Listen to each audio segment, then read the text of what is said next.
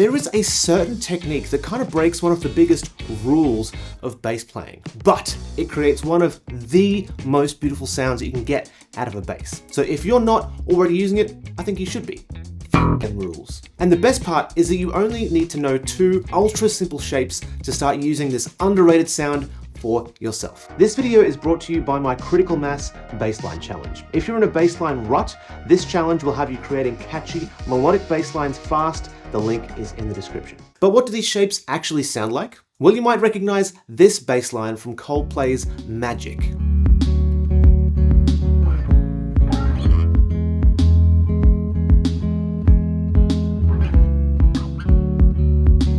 Or maybe the Headhunters version of Herbie Hancock's Watermelon Man.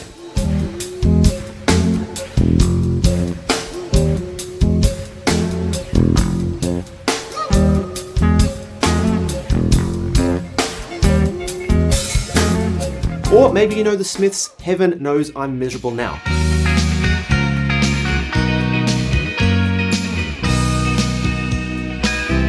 So what's actually happening in all these songs? Well, the bass line is actually playing more than one note at the same time, something that bassists are often told not to do. Most of the time, the bass is somehow only allowed to play single notes. But listen to that. That's so pretty, right? And knowing what's going on and how these are made can actually make you a better bassist. So what is going on here? Well, all these examples use at least one of 2 shapes, one for a major sound, the other for a minor sound. The minor shape, super easy. Whatever the root of the chord is on your E string, just draw an imaginary line across the same fret of your bass and play that note on the G string. So if you had an A minor, you could play this A on the 5th fret here, then draw that imaginary line across and just play the same note on the G string.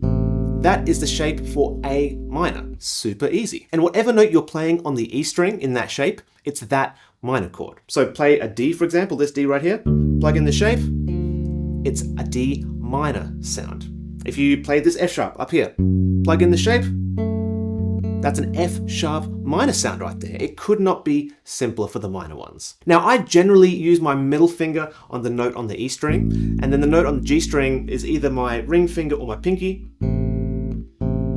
But there's no, single correct way for your fretting hand. Whichever works for your hands is all good. Now, the major shape is just 1 fret different than that. Instead of staying on the same fret as the root of the chord, you'll go up 1 fret higher on the G string, kind of in that direction towards your bridge. So if we go back to our A minor shape, all we need to do to make this an A major shape is take the note on the G string up 1 fret. Yeah, from here, A minor to here, A major. And again, I'm using the middle finger here, and on this one I'm using my pinky on that note right there on the G string. But again, whatever works for your hands is 100% fine. You can think of this shape as sort of being a backwards L on the fretboard, or you could visualize it as a kind of diagonal shape across 1 fret. It'll give you the same result. And just like the minor version, whatever note you play on the E string, it'll give you that major chord. So the Watermelon Man from before, it used only the major shape. It went, and it had E flat major going up to E major and then F major. How are they E flat, E and F? Because E flat with the major shape, E note there with the major shape, and then F with the major shape. Again, very simple. Now, some people will call these bass chords, other people call them diads, other people call them shell voicings, whatever you want to call them, this is the idea. But why do we only play those 2 notes, and why are they so far apart? Well, technically, you could play a kind of full chord in the same way a guitarist or pianist might. The only problem in doing that is that it ends up sounding something like this. That's a major or minor. Not great, right? Because the bass is such a low instrument, when you stack those notes kind of closer together, the way a guitarist or a pianist might, then it ends up sounding really sludgy and a little bit gross. So instead of playing all the notes at once like this, we're going to take this note, in this case a C sharp up here, and we're not even going to worry about playing the note that was on the D string down there. And then we end up with this. We get that super pretty, super wide sound that all of our examples used some version of, either the major one or the minor one. Now, are there other bass chords or diads that get used? 100%. But bang for buck, I think these are among the most useful for a bassist. One problem though is that kind of standard fingerstyle or pick playing won't easily let you play two notes at the same time when they're so far away from each other. So that means your technique has to change just a little bit, right? And what I find works well for me is to play the E string with the thumb in my plucking hand and the G string with my middle finger on the plucking hand right there. Almost like a kind of crab claw kind of thing. It's kind of like that. Now, some people use kind of thumb and index. That works as well, or even thumb and ring finger. Again, there's no single correct way to do this on bass. However, playing with this technique, the kind of crab claw, can sometimes mean that you do lose a little bit of power because of the way the thumb will attack the E string. It might not take up quite as much sonic space as when you're playing with your regular technique, but there are ways around that as well. But we can't talk about that without first figuring out where to use these shapes, right?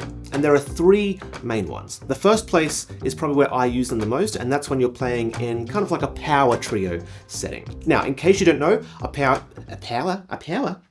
trio. Now, in case you don't know, a power trio is usually drums, bass, and usually a guitarist who also sings, but it could be a piano player instead of a guitar as well. In a kind of normal song, the guitar is going to be playing the chords the majority of the time, but if there's ever a song where the guitarist might want to take a guitar solo, that means they go from playing full chords to playing more kind of single line stuff. Usually, that can make the music feel a little bit less full, right? So what can you do as a bassist? You can fill out the chords using those shapes. So imagine you're playing a song with the chords A major, D major, A major, E major. It might sound something like this.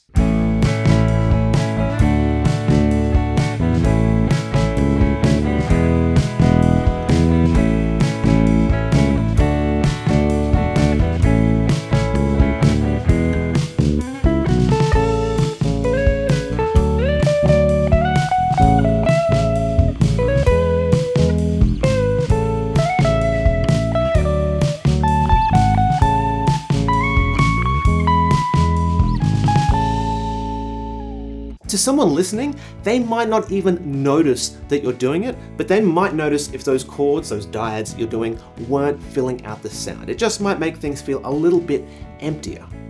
Now, remember I said that playing with this kind of crab claw technique can suck a bit of the power away from the groove? Well, one way of getting around that is to play the two notes of, whichever shape that you're using. Play them separately, but then still let them ring out. So you might be playing that same kind of line.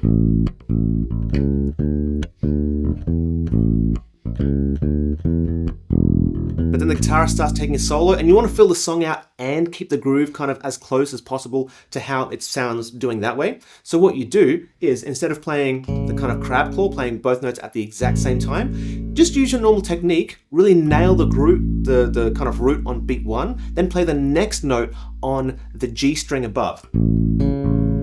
Something like that, right? Let that ring out, let this one ring out.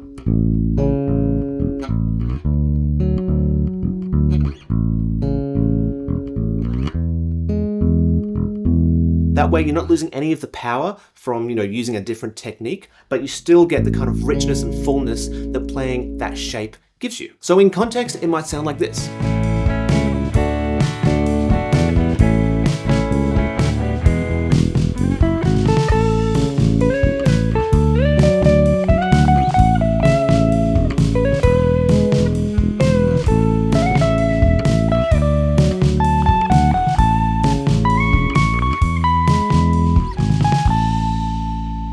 This way you're still filling out the sound, but you're not losing any intensity of the groove, and you don't even need to use that kind of crab claw technique if you don't want. Now, I did say power trio, but that doesn't mean you have to be playing in a power trio for this technique to work. Any song where there's enough space for the bass to occupy more sonic territory, then it's fair game. Listen to any of the examples from the start of this video. That's what's happening in all of them. Now, place number 2 you can use these shapes is for writing your own songs. Now, so many songwriters use either piano or guitar for writing because they let you play full chords underneath the melody. Well, with these shapes, you can do something very similar with your bass. You can start to put together chord progressions, albeit in a kind of pared back voicing, but it is absolutely possible to write songs and know what they're going to sound like beyond just the bass line, and I think that's pretty cool. Part of what I love about these 2 shapes is they almost certainly get you thinking of new ways of playing bass. But if you want something that is specifically engineered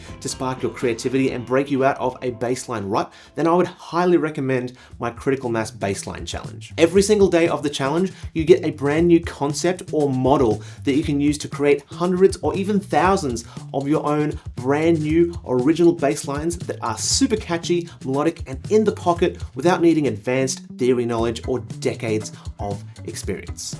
It's the kind of thing that can help breathe new life into your basslines and help you fall back in love with playing your bass again if you ever feel like you're just playing the same things over and over. Link for that is in the description. If you want to take these ideas and these shapes even further, you can go to place number 3 where you create solo bass pieces. These are the kind of thing that you see people like, Victor Wooten or Michael Mannering create. Now, how to do that is probably a bit beyond the scope of this video because there are a lot of moving parts. But if that is something you want to learn how to do, I have this video that shows you how you can start making your own solo pieces on bass using just 2 elements, and the 2 shapes from this video show up a ton, so you're already ahead of the curve. So I'll see you in that video up there.